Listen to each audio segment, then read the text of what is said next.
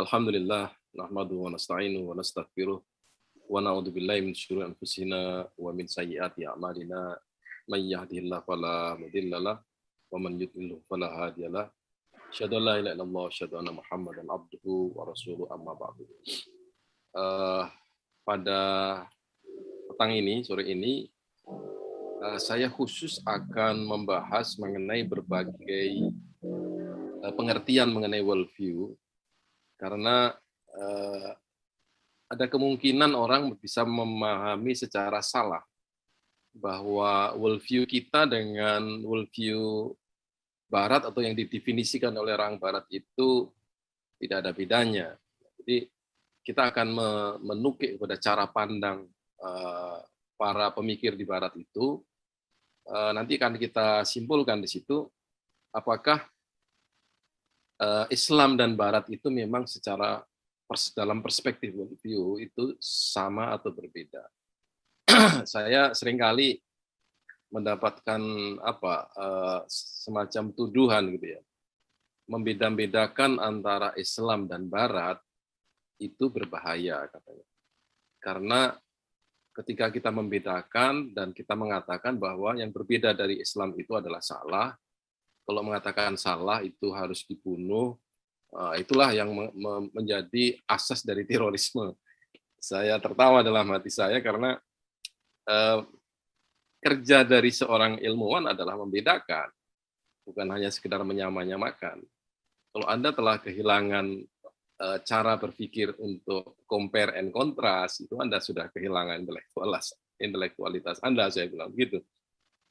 Jadi kita tidak tidak anti kepada Barat atau bangsa manapun, tapi kita ingin supaya paham identitas kita sebagai Muslim itu apa gitu ya.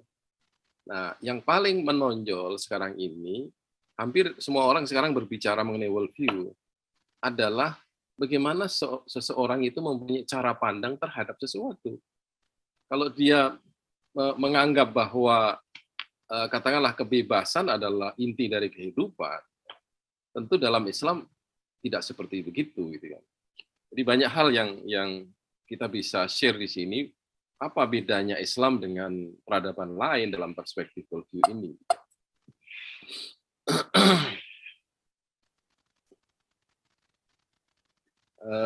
Saya mulai dari kata-kata ini. Jika worldview dalam Islam terdiri dari konsep-konsep dasar yang permanen, apa arti worldview menurut para pemikir Barat? Ini yang saya garis bawahi adalah bahwa worldview Islam itu permanen. Kita lihat sekarang bagaimana worldview Barat.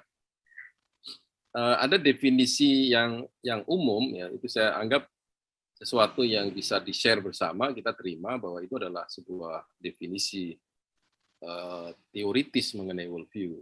Itu disampaikan oleh Smart seperti yang dalam slide saya pertama. Adalah kepercayaan, perasaan, pikiran, dan motor.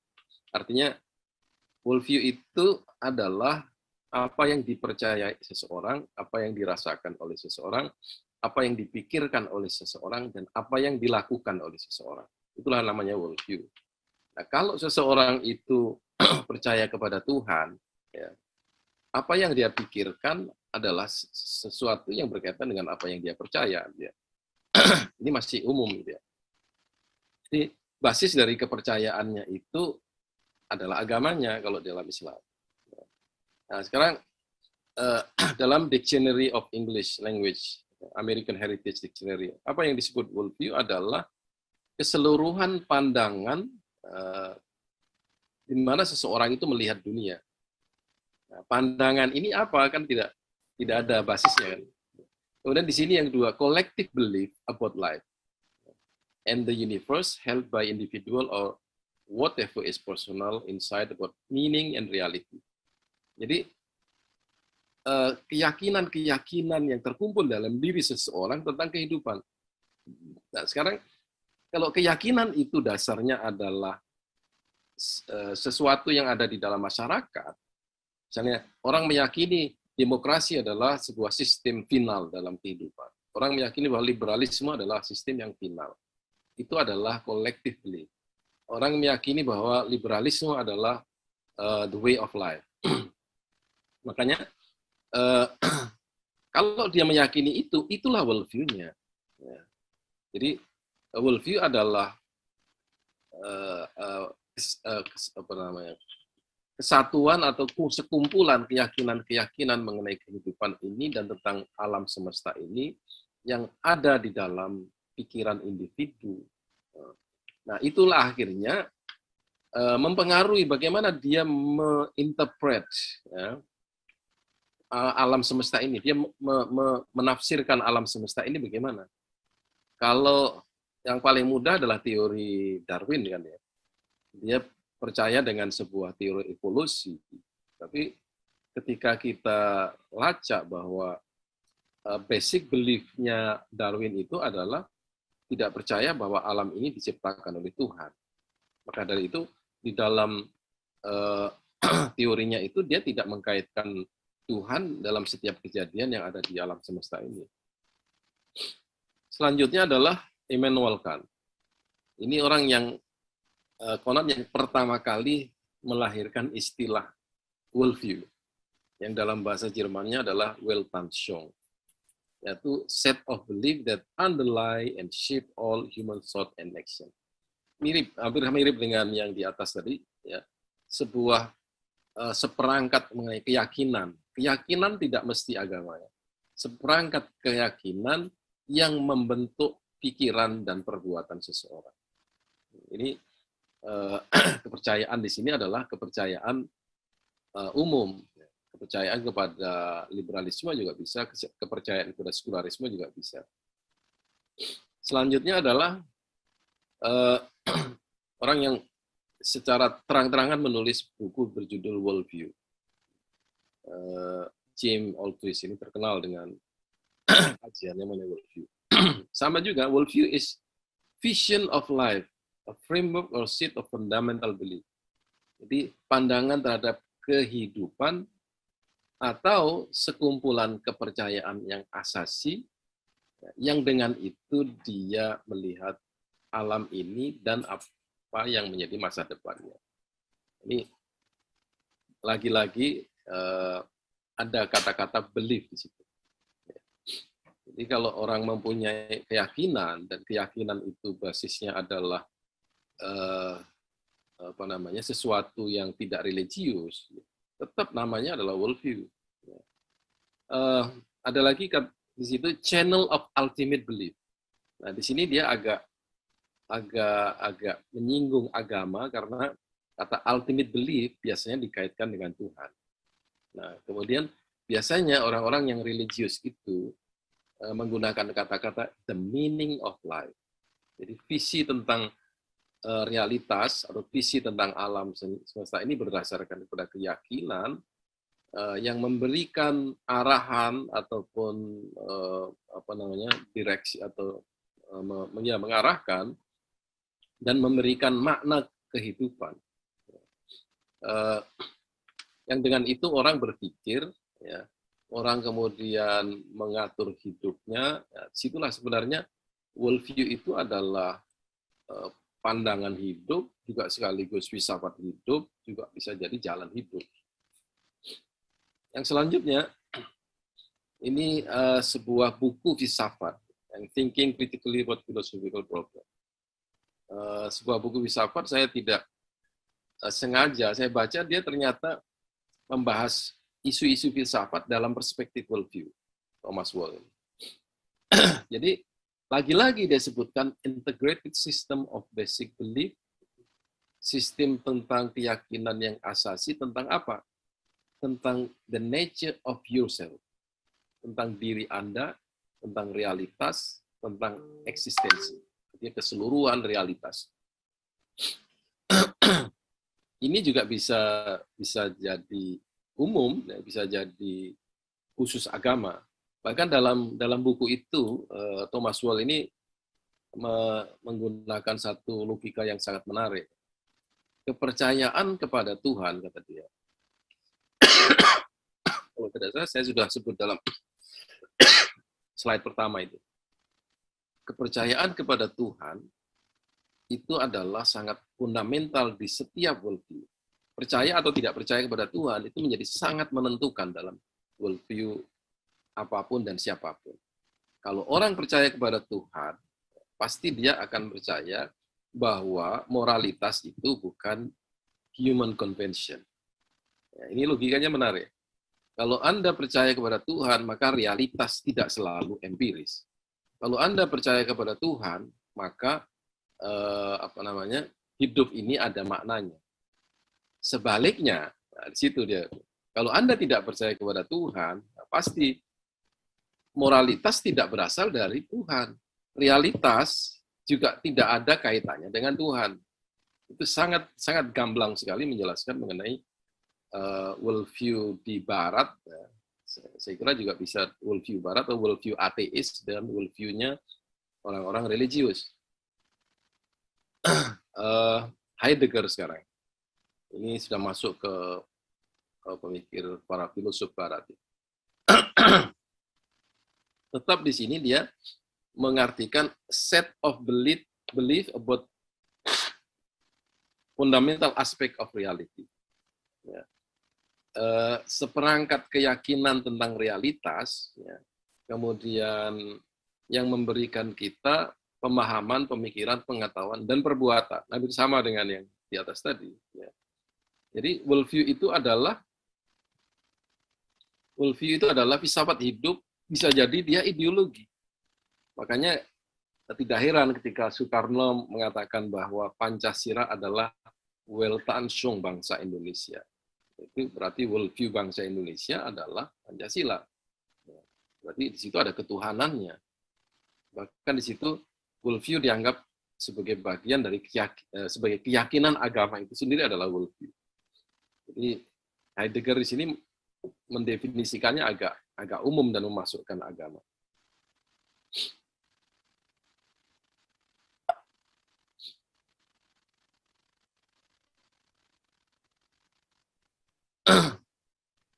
Satu lagi adalah James Shire. Dia mendefinisikan worldview adalah satu komitmen dan kecenderungan hati yang paling dalam yang dapat dianggap sebagai seperangkat asumsi. Di sini menariknya adalah bahwa worldview itu adalah sebuah keyakinan tetapi kecenderungan hati, tapi yang sebenarnya artinya adalah keyakinan. Commitment of the heart itu artinya keyakinan. Nah, yang menjadi seperangkat asumsi dasar. Nah, ternyata di sini yang namanya sains di Barat itu selalu berbasis kepada asumsi dasar. Asumsi dasar itu sesungguhnya adalah keyakinan. Keyakinan orang. Seperti Darwin sendiri juga meyakini bahwa alam ini tidak diciptakan. Asumsi dasarnya adalah itu. Ya. Tentang apa? Tentang realitas, tentang kehidupan, tentang tingkah laku. Itu adalah asumsi-asumsi yang kemudian menjadi tolak ukur. Nah, sini worldview adalah asumsi dasar. Worldview adalah basic belief. Kalau kita belajar riset programnya Lakatos, ini salah satu pemikir pasca Thomas Kuhn. Ya. Thomas Kuhn itu menggunakan istilah paradigm, kalau Lakatos menggunakan istilah hardcore atau basic belief. Nah, di situ ternyata semua ilmu pengetahuan itu basisnya adalah keyakinan dasar tadi. Yang di sini oleh Shire disebut dengan asumsi dasar yang menjadi fondasi bagi pengetahuan kita tentang realitas.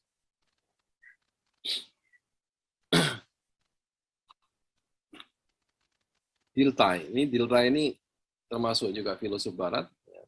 Di situ lagi-lagi mental categories. Mental categories itu maksudnya adalah seperangkat mental itu dari kata mind ya, seperangkat pikiran ya yang muncul dari pengalaman. Nah, di sini dia pikirannya berhasil memahami apa yang dialami di dalam kehidupan ya. Kemudian itu mempengaruhi bagaimana dia memahami merasakan, merespon terhadap dunia sekitarnya. Di sini nggak ada agama di sini. Ya, di sini tidak ada agama. Jadi apa yang dipikirkan oleh seseorang, apa yang dialami oleh seseorang, dan apa yang dipikirkan di dalam masyarakat, bagaimana dia mengalami dan memahami situasi sosial, itulah sebenarnya menjadi worldview.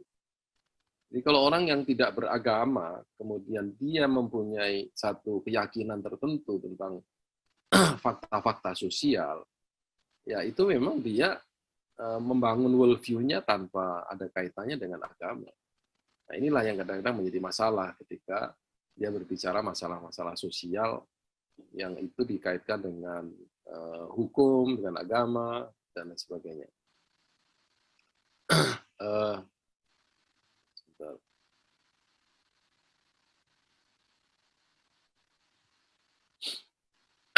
Nah, ini Nietzsche.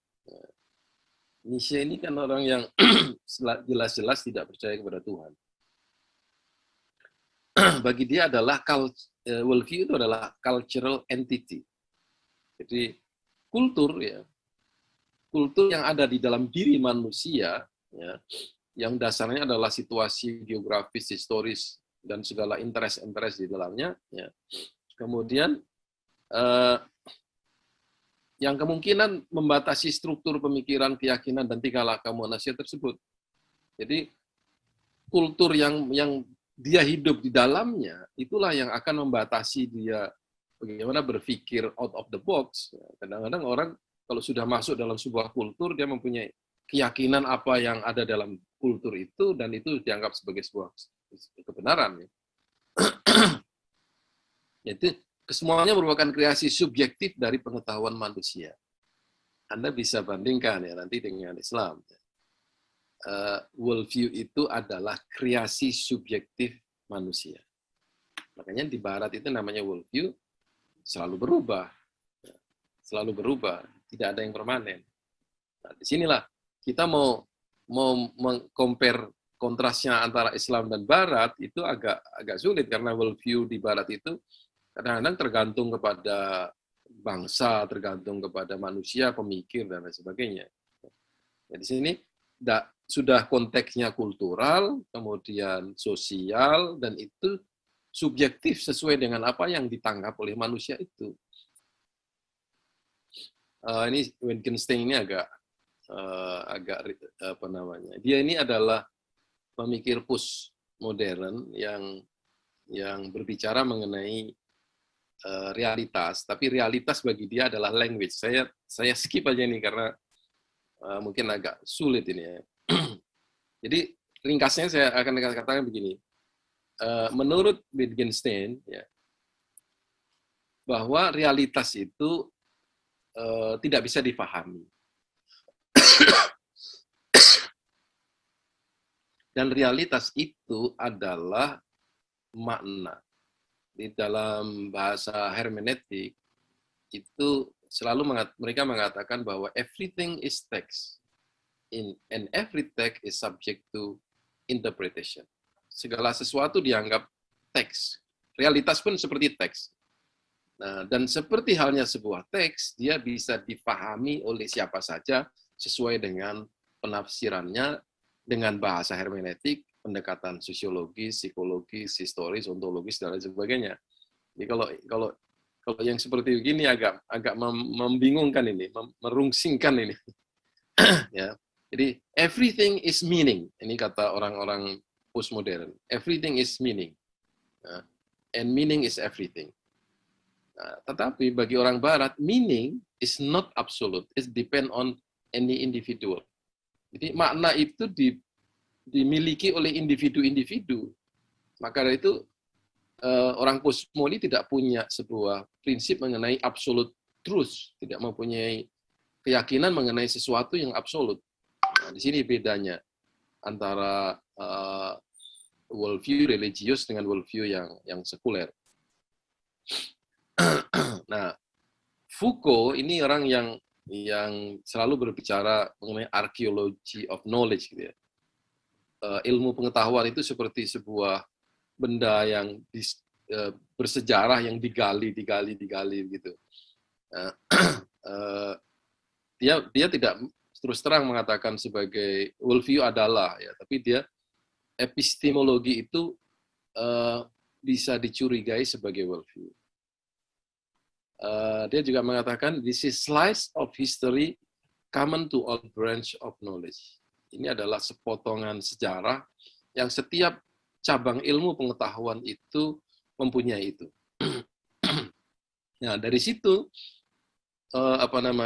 sejarah yang disadari dan dipahami itu kemudian memberikan norma, postulate, ya, kemudian nalar, general stage of reason, kemudian structure of thought, struktur pemikiran, ya, that all men of particular period cannot escape, yang semua orang tidak bisa menghindar dari ini. Nah, di sini nampaknya worldview bagi Foucault itu adalah sesuatu yang selalu berganti-ganti dengan perkembangan ilmu pengetahuan. Nah, di situ slice of history itu mirip-mirip dengan cultural entity-nya yang saya sebutkan sebelumnya tadi.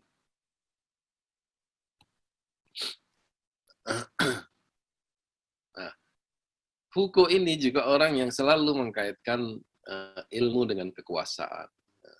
Di sini dia juga sekaligus sebagai seorang postmodern, ya, yang percaya bahwa makna itu dikuasai oleh rezim. Manusia terperangkap oleh rezim struktur bahasa dan pengetahuan serta tidak mungkin menghindar. Jadi bahasa itu bagi Foucault merupakan sebuah kekuatan. Pengetahuan itu sebuah kekuatan. Maka knowledge is power itu sebenarnya ilmu adalah kekuasaan. Nah, setiap diskursus pemikiran adalah permainan kekuasaan. Jadi siapa yang berkuasa, dia yang akan mempunyai kekuasaan untuk memaknai sesuatu. Makanya di situ setiap aturan sosial adalah opresif dan setiap tata kultural adalah tirani. Maka kebenaran berkaitan secara sirkular dengan kekuasaan. Makanya di sini dia tidak suka dengan kebenaran yang mutlak, karena kebenaran yang mutlak akan digunakan sebagai alat untuk berkuasa. Makanya dia curiga, worldview hanyalah konstruksi bahasa dari elit penguasa. Ini tadi, everything is meaning, everything is language. Ya, di situ dia kaitkan antara makna dengan kekuasaan, karena memang ini orang yang selalu bicara political interest. Ya.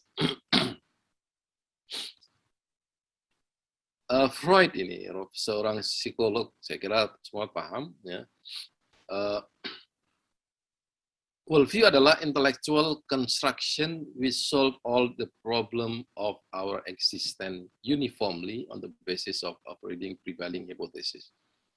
Jadi satu konstruk atau satu bangunan pemikiran yang menyelesaikan problem dalam kehidupan kita secara uniform. Berdasarkan apa? Berdasarkan kepada hipotesis. Yang di situ leave no question unanswered, menjawab semua masalah. In which everything that interests us find its fixed place. Jadi segala sesuatu diselesaikan dan diletakkan pada tempatnya. Jadi di sini tidak ada basic belief. Di sini tidak ada set of fundamental belief ataupun tidak ada commitment of the heart. Dia melulu intellectual construction, yaitu ya cara berpikir atau struktur pikiran seseorang yang dengan itu orang menyelesaikan masalah-masalahnya. Heidegger sekarang, ini juga orang postmodern. Worldview is self-realized, productive, as well as conscious way of apprehending and interpreting the universe of being. Jadi kesadaran diri dan cara memahami serta menafsirkan alam semesta. Kesadaran diri, bayangkan ini sama sekali tidak mengkaitkan dengan Tuhan. Padahal di Barat itu kesadaran diri dianggap sebagai self consciousness, itu dianggap sama dengan God consciousness. Jadi kalau Anda mempunyai suatu kesadaran mengenai kebaikan, itu adalah sesungguhnya adalah kesadaran religius yang berkaitan dengan Tuhan. Tapi Tuhan dalam pengertian yang tidak ada kaitannya dengan Bible atau kaitannya dengan agama manapun. Nah, itulah cara berpikir orang-orang Barat ya, mengenai ya, pandangan hidup, pandangan tentang agama, keyakinan, dan lain sebagainya. Jadi, memahami, menafsirkan mengenai alam semesta ini dasarnya adalah apa yang ada dalam diri kita. Tidak ada petunjuk kan? Di sini tidak ada wahyu yang digunakan untuk memahami alam semesta ini. Sekarang kita lihat bagaimana para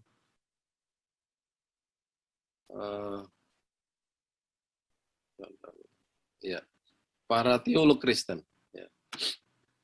Worldview is widest view which the mind can take of things and if in an effort to grasp them together as a whole from standpoint of some particular philosophy or theology. Nah, di sini pandangan yang luas, ya, yang pikiran kita bisa mengambil sesuatu sebagai satu upaya atau memahami sesuatu sebagai upaya untuk memahaminya, ya, dari perspektif apa? Filsafat atau teologi. Di satu pandangan yang itu akan digunakan untuk memahami ya, apa yang ada di dalam alam semesta ini, tapi basisnya, nah ini karena dia teolog, basisnya adalah teologi atau filosofi. Maka Abraham Kuyper ini secara menyeluruh aja, worldview is all embracing life system. Life system itu ya termasuk cara pandang, cara melakini. Nah ini lebih religius daripada yang di atas yang para filosof tadi. Edward Kite ini seorang teolog juga. Worldview is beneath and beyond all the detail in our ideas of things. Ya, apa namanya, di luar dari apa yang kita pahami tentang suatu. General conception of the words. Konsep tentang alam ini tanpa dari dalam dan dari luar, the word without and the word within. Ya, jadi apa namanya, pandangan kita di dalam diri kita dan pandangan kita tentang alam yang di luar kita. Nah, biasanya kalau di apa namanya, pandangan-pandangan mistiknya orang-orang Kristen itu, saya kira di dalam Islam juga diakomodir ya. Apa namanya, mikrokosmos dan makrokosmos. Mikrokosmos itu adalah alam dalam pikiran kita, makrokosmos adalah alam yang sesungguhnya gitu ya. Nah, yang ini maksudnya adalah alam konsepsi tentang dunia dari dalam diri kita dan dari pandangan kita terhadap realitas yang terkumpul di dalam pikiran. Oke. Masih ada kaitannya dengan agama. Herman ini sama juga sebagai seorang teolog. Worldview is an ideas and proportion as the religious or faith orientation of the heart or the spiritual commitment of the heart. Nah, di sini nampak sekali bahwa worldview itu adalah ide ataupun pandangan yang merupakan orientasi keagamaan. Atau orientasi hati atau komitmen hati secara spiritual. Nah, ini nampaknya tidak menggunakan alat-alat apa namanya intelektual ini kayaknya. Dia melulu mengarahkan kepada spiritualitas, kepada hati, keimanan, agama dan sebagainya.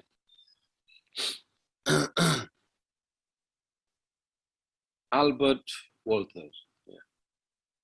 Worldview is the comprehensive framework of one basic belief. Jadi framework, jadi cara kerja pikiran kita yang berkaitan tentang keyakinan mengenai sesuatu. Sama, mirip-mirip saja nih. Worldview is a matter of shared everyday experience. Dia adalah, nah di sini dia meskipun dia basic belief ya, dia adalah sesuatu yang berkaitan dengan pengalaman kehidupan di dalam kehidupan sehari-hari dalam pikiran di dalam diri manusia dan merupakan pengetahuan manusia yang tidak bisa dipisahkan. Ya, di sini tentu worldview dikaitkan dengan keyakinan, tapi keyakinan itu kalau para teolog yakin bahwa itu keyakinan yang berkaitan dengan agama.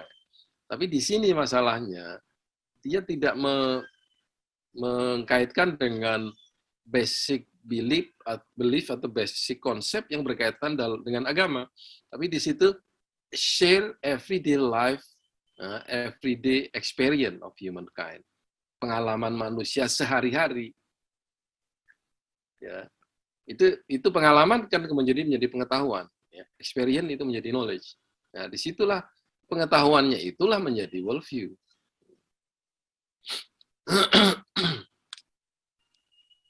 Nah, di sini lagi muncul a set of belief about the most important issues of life.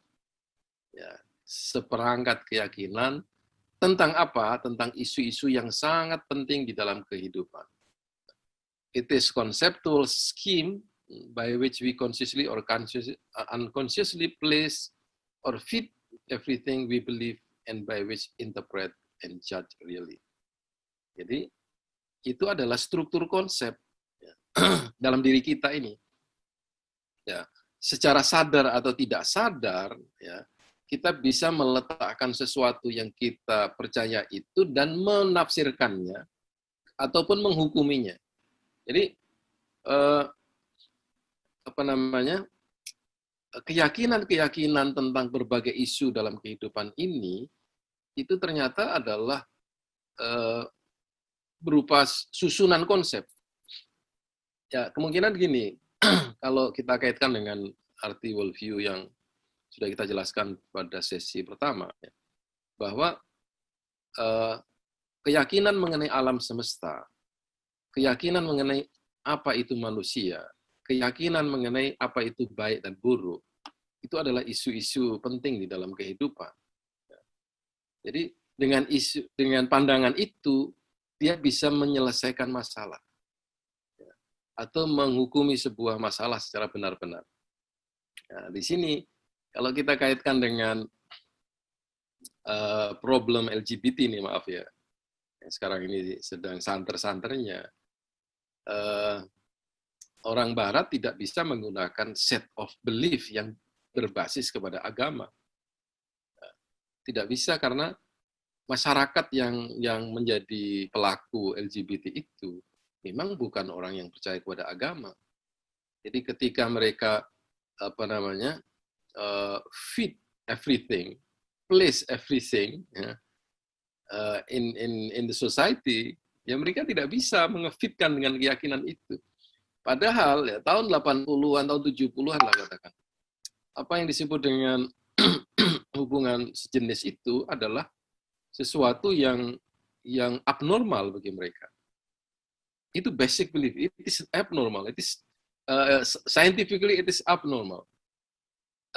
Religiously it is abnormal. Tapi begitu sekarang, ya, mereka katakan it is normal. Bahkan para pendeta pun melakukan itu. Berarti ada sebuah perubahan worldview atau conceptual scheme atau conceptual structure di dalam pikiran orang-orang Barat itu yang itu tidak mereka sadari, ternyata tidak ada yang permanen di dalam worldview mereka itu. Ini yang kita saksikan pada hari-hari ini kan.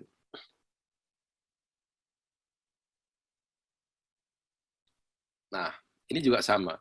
Worldview is one comprehensive framework of basic belief.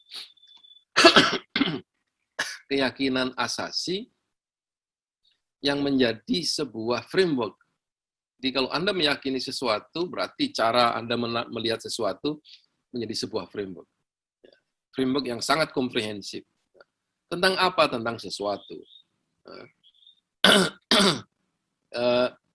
Kemudian John Koch ini mengatakan, it is collection of concept.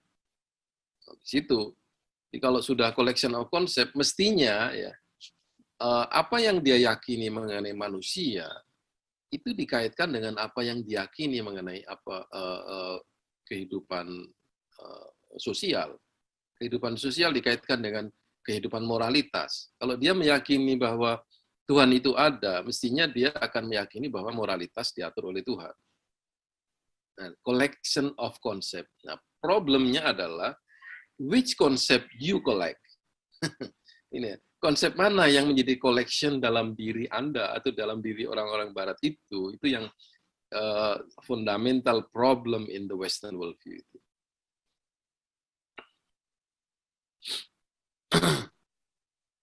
Ini saya rasa tidak perlu kita bahas. Saya kemudian masih ada yang bertanya ini, lantas apa bedanya antara worldview dengan filsafat? Nah, di sini.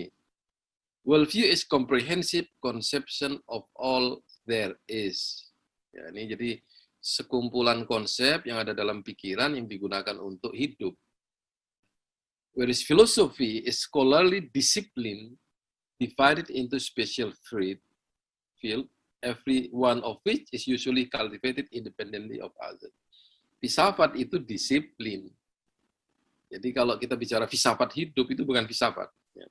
Jadi, itu sudah disiplinnya akademik. Tapi worldview ini dia adalah sekumpulan konsep dalam diri seseorang yang terakumulasi dalam proses pendidikan, sosial atau kehidupan keagamaan yang itu menjadi cara dia menghadapi kehidupan. Ini adalah pengertian yang yang jamak, yang umum ya. Nah, kemudian kalau misalnya dikaitkan dengan apa bedanya worldview dengan filsafat Islam? Worldview Islam dengan filsafat Islam. Worldview Islam tetap dia tidak disipliner. Ya, worldview Islam adalah seperangkat konsep ya, yang antara satu konsep dengan konsep yang lain itu saling berkaitan dan itu terakumulasi dalam proses kehidupan seseorang. Ya. Makanya seseorang yang hidup dalam situasi keluarga yang religius, dia akan mengakumulasi konsep-konsep itu sepanjang hidupnya, sehingga worldview-nya menjadi worldview orang yang benar-benar sesuai dengan ajaran agamanya. Oke, ini kesimpulannya, tinggal 15 menit lagi. Mungkin kita bisa lanjut tanya jawab. Dari pandangan epistemologi yang positivistik dan rasionalistik, ya, worldview di Barat nampak sebagai ilmu konstruk pikiran yang muncul dari perkembangan intelektual dan sejarah. Memang salah satu gambaran umum dari pandangan Barat tentang worldview adalah hakikatnya yang hipotetik. Jadi worldview itu seperti asumsi dasar. Ya. Artinya berbagai keyakinan dan asas pikiran mereka itu dasarnya adalah asumsi-asumsi. Ini kalau tidak berbasis pada agama. Oleh karena itu, worldview menjadi lebih kurang sebagai asumsi dan pandangan pribadi yang mengarah pada supremasi logika dan akal manusia terhadap keseluruhan proses penetapan worldview itu sendiri. Nah, ini pada gilirannya akan mengarah kepada worldview yang dapat bergeser dan diubah sesuai dengan kondisi. Ini saya ingin tekankan, worldview Barat itu subject to change. Worldview Islam tidak bisa diubah. Kalau itu diubah bukan worldview dia, this not permanent concept. Bukan konsep yang permanen, dia adalah, kalau misalnya Anda berbicara mengenai masail ijtihadiyah, furu'iyah, itu bukan bagian worldview. Ya. Itu adalah, sesuatu yang memang oleh Islam terbuka untuk diubah-ubah, bukan worldview. Worldview itu berkaitan dengan sesuatu yang permanen. Nah, ini reminding aja kesimpulan worldview Islam. Ya. Akumulasi keyakinan asasi dalam pikiran kita yang menjelaskan tentang wujud dan dibaliknya. Ya. Jadi kalau kita melihat daging, itu ada halal, ada haram. Haram itu tidak terlihat secara fisik.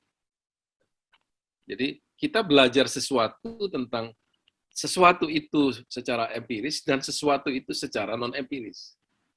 Makanya wujud dan dibaliknya itu. Nah, Alatas menegaskan lagi di sini, worldview Islam adalah visi Islam tentang realitas dan kebenaran yang nampak oleh mata hati kita, bukan oleh mata kita, oleh mata hati kita, dan menjelaskan tentang wujud. Nah, di sini sekedar mengingatkan perbedaan antara Islam dengan Barat. Nah, keyakinan asasi dalam Islam ini berbasis kepada akidah. Visi, nah Alatas tidak berbicara belief di situ, tidak seperti Maududi dan Atib Zain ataupun Said Qutb. Alatas sudah taken for granted bahwa seorang Muslim itu pasti punya akidah. Tapi akidahnya itu dia gunakan sebagai cara pandang. Kalau Anda mempunyai akidah yang kuat, visi Anda tentang realitas dan kebenaran itu terintegrasikan. Dalam Islam, dalam pandangan Prof. Alatas, tidak ada dikotomi kebenaran objektif dan kebenaran subjektif. Karena objek itu difahami oleh subjek. Jadi bagaimana Anda memahami sebuah objek secara objektif tanpa campur tangan subjek? Di sini. Maka realitas bagi dalam definisi Alatas, realitas itu harus diintegrasikan dengan kebenaran. Dan di dalam Islam yang namanya realitas itu ada dua, al-haq dan hakikoh. Al-haq itu juga ada dua dimensi. Al-haqul mutlak, ada al-haq dalam pengertian kebenaran yang kita hidup sehari-hari dalam kehidupan ini. Itu al-haq. Ya. Kebenaran juga mananya adalah al-haq. Makanya akar kata kebenaran dan realitas dalam Islam itu satu, tidak dipisahkan. Karena itu tidak ada pembedaan antara kebenaran subjektif dan kebenaran objektif. Sementara para pemikir Kristen Barat cenderung mengaitkan worldview dengan keyakinan agama dalam memahami kehidupan. Tapi sumber worldview mereka tidak secara jelas dinyatakan dari Bible atau dari agama Kristen. Nah, ini menyulitkan untuk kajian berdasarkan worldview Islam. Ya. Berdasarkan worldview Kristen. Jadi kalau kita bertanya kepada orang-orang Kristen, worldview mereka dalam kaitannya dengan kemanusiaan itu seperti apa? Bagaimana dia merespon katakanlah misalnya kekejaman orang Israel di Palestina misalnya. Kemanusiaan mereka itu worldview-nya seperti apa? Apakah itu dia bolehkan atau tidak dibolehkan? Worldview Islam jelas sekali diproyeksikan dan dipancarkan oleh pandangan Al-Quran yang dijelaskan oleh Nabi, bahkan oleh para sahabat. Dan ini worldview Islam adalah sesuatu yang sifatnya permanen dan tidak berubah. Saya rasa itu, Ustaz Habib, Ustaz Syahran, yang bisa saya sampaikan pada hari ini. Mudah-mudahan kita ini bisa tanya jawab. Syukran. Wassalamualaikum warahmatullahi wabarakatuh.